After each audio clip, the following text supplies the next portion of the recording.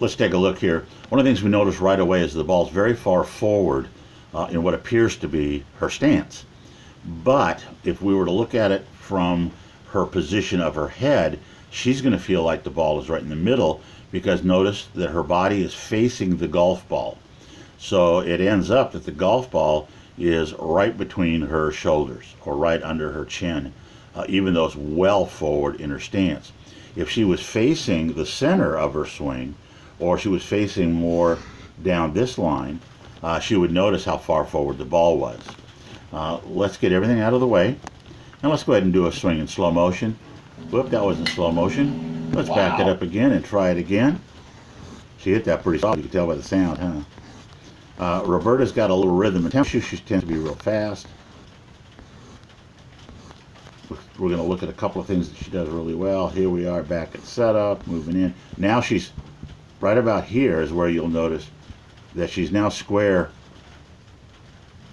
to her club face, and the club is in front of her.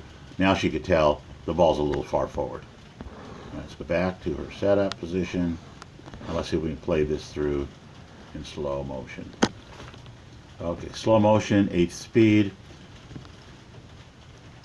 Takes the club back low and slow. Look at that, how low she's taking that back. Look at her legs work, really keeping her knees blocked. A little lifting right there, little squat with the body. Moves forward a little bit. We'd like her to get rid of that so she can release the club easier. What I mean by that is we're going to see how far forward the head went. She's right there, so we're going to draw a line. We're going to call this the power line from her head down to the ball. You can see how she blows by that power line quite a bit, and that's a lot of movement. What that means is there's no way to release the club head. The club head gets released because it's at the end of the line. Picture if you've ever been to like a carnival, and you got the little ducks that go around and you shoot at them.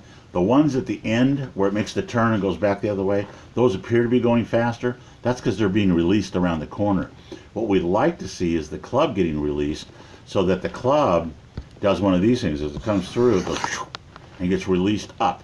And we do that by rotating our hands and keeping our head back so we're at the end of the line, much like cracking a whip. So if she can work on keeping her head back and moving her body under her head, she's going to be better off. But she's only been at this for a year, and she's starting the game rather late, and I think she's doing really well. My first priority as an instructor is getting you to make contact and hit the ball down the middle where you can find it again.